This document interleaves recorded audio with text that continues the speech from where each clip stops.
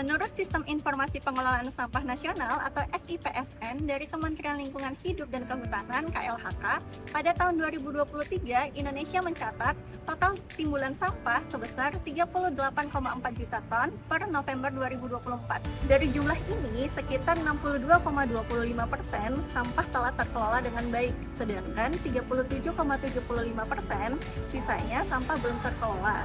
Namun, data ini hanya mencakup 364 dari 514 kabupaten atau kota yang ada di Indonesia, sehingga jumlah timbulan sampah yang sebenarnya masih memiliki kemungkinan yang lebih tinggi. Jawa Barat sebagai provinsi dengan jumlah penduduk terbesar di Indonesia menghasilkan timbulan sampah yang besar setiap harinya.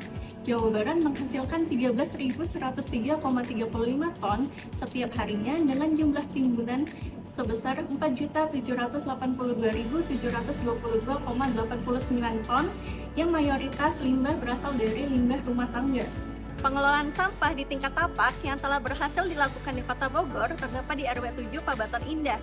Lokasi ini merupakan salah satu lokasi Proklim atau Program Kampung Iklim.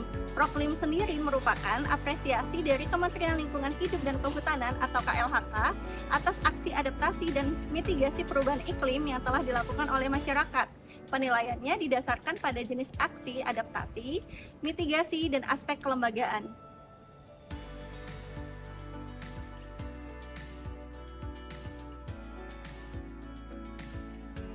Akhir 2021. Akhir 2021. Pertama kita terbentuknya bank sampah sebetulnya pada saat itu ya Pak ya. Kita mau ikut lomba Bogorku Bersih, pemukiman tepi sungai. Di antaranya harus ada bank sampah. Tetapi memang lingkungan sangat membutuhkan ya bank sampah. Jadi antara kebutuhan masyarakat dan memang untuk memotivasi untuk mengikuti itu ya kita pada saat itu harus dibentuk bank sampah.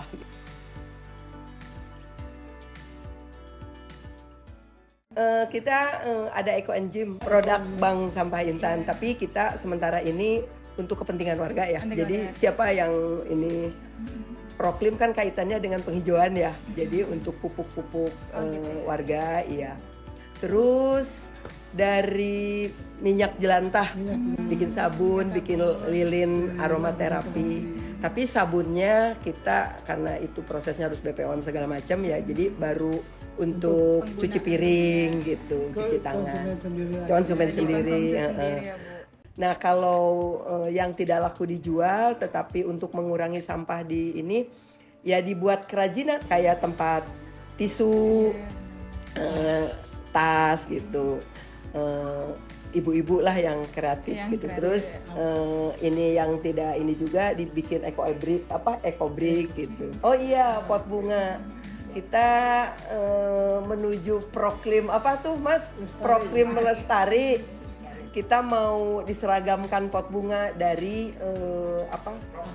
dari bahan yang galon itu yang tidak kepakai dibuat pot bunga di ini dulu supaya manis lah gitu.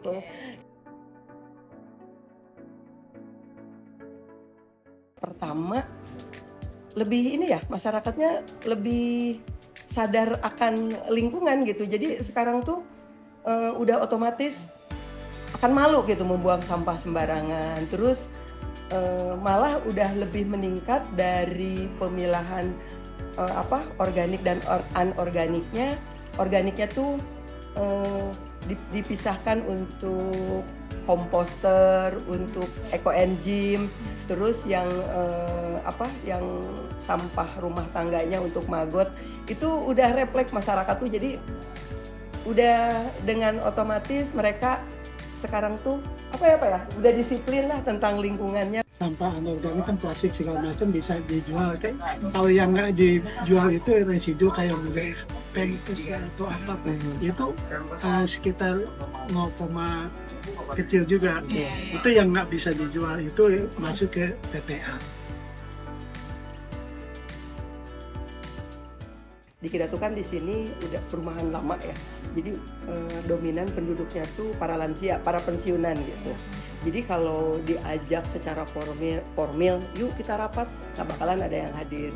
Jadi kita siasatnya ngopi bareng, ngobrol-ngobrol bareng, terus ada jadwal berenang bareng gitu. Nah di situ kita kalau misalnya punya kegiatan, punya misi lah, punya ini, kita disampaikannya pada saat di momen-momen yang memang informal gitu, tidak formal.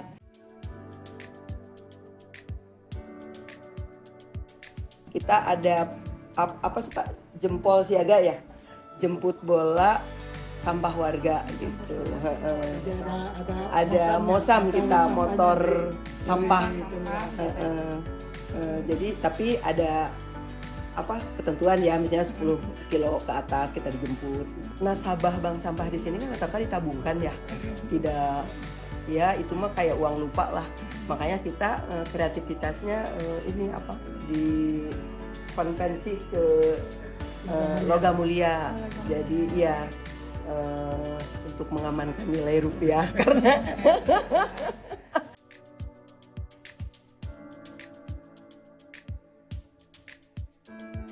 kita mungkin memperlebar ini ya, kerjasama jaringan, ya, karena jadi tidak hanya lingkungan Pabaton aja, tetapi kita di luar Pabaton gitu. Ya, soalnya bank sampah itu kan ada sisi ekonominya juga ya, lebih banyak ini ya. Tentunya profitnya mungkin walaupun sedikit. Kebetulannya Pak Camatnya juga antusias untuk pengelolaan sampah. Pak Camatnya tuh pinginnya tuh zero. Nah itu termasuk rencana ke depan zero waste dan akan difasilitasi tempatnya ya. Jadi kan selama ini yang pengangkutan itu kita bareng-bareng ya dengan RT RW lain gitu. Nah nanti kita punya khusus, tetapi ya sedemikian rupa sampah residunya ya tinggal inilah minim gitu. Kelembagaan Bank Sampah Intan di RW 7 Pabaton Indah memberikan dampak yang signifikan dalam mengurangi sampah di RW 7 Pabaton Indah serta mengurangi jumlah sampah yang dibuang ke TPA. Pengelolaan sampah dilakukan melalui beberapa program termasuk pemilahan sampah, pengelolaan sampah organik dan anorganik, tabungan sampah, edukasi, dan juga pelatihan. Keberadaan Bank Sampah Intan di RW 7 Pabaton Indah mendorong peningkatan ekonomi masyarakat melalui produk hasil dari bank sampah seperti ekoenzim, kerajinan dari sampah plastik, dan juga maggot. Secara keseluruhan, keberadaan Bank Sampah Intan di RW 7 Pabaton Indah membuktikan bahwa pengelolaan sampah yang tepat dengan peran serta masyarakat dapat memberikan manfaat ganda. Selain dalam menjaga dan melestarikan lingkungan, pemberdayaan masyarakat juga mendorong ekonomi kreatif sehingga dengan adanya kelembagaan bank sampah ini dapat meningkatkan kesejahteraan masyarakat.